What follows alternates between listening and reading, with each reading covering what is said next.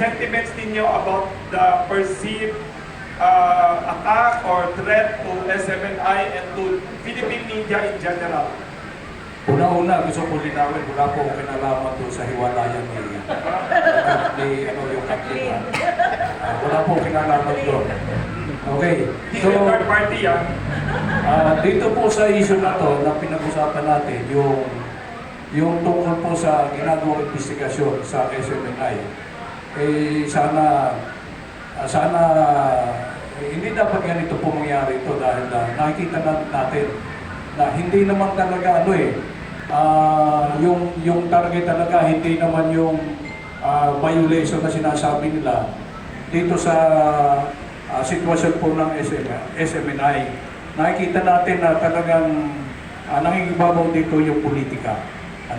At napakarami pa po, hindi lang itong SMNI, yung issue sa ICC at iba pa. Ito sa tingin namin may connection po ito sa politika. Lalo na po yung darating na 2028. At hindi po magandang mensahe ito para sa ating mga members ng media pagkat sa tingin natin ito ay pangsasakal sa mga nasa media. At sana hindi po ito, hindi mamayagpag itong ganitong, mga hakbangin. Hindi po ito makakatulong sa ating bansa. At ito ay nagdadala lamang ng hindi magandang implikasyon, hindi magandang mensahe para po sa atin. At siguro, para kay Speaker Romualdez, kung wala siyang alam, hindi sabihan niya yung kanyang nasa baba. Pero tipak na hindi siya nagsasabi, hindi siya nagsasalita, nakakaduda. Okay? So sa bahagi po ng ating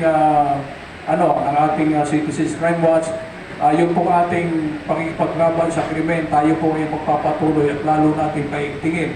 Lalo na sa ating mga kasamahan sa media, kung nadinig ninyo yung nangyari po sa Misamis, na isa nating kasamahan sa media na nagpo-broadcast, pinasok doon sa kanyang studio na nasa bahay pa nila.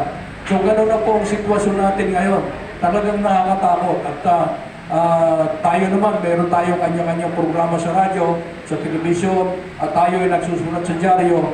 Hindi po dapat tayo matatakot sa ating ginagawa pa. Kinakailangan natin na paigtingin natin ang ating hanay upang maproteksyonan naman tayo sa ganito pong mga pangyayari na nakakalungkot. So, ang Citizens Crime Watch po ay umaapila sa ating pong liderato ng PNP. Sana yung papalit okay din. Na sana bigyan po natin ng halaga ang ating pong binibigay na proteksyon sa ating pong mga mamamayan at maging sa ating pong mga members ng media.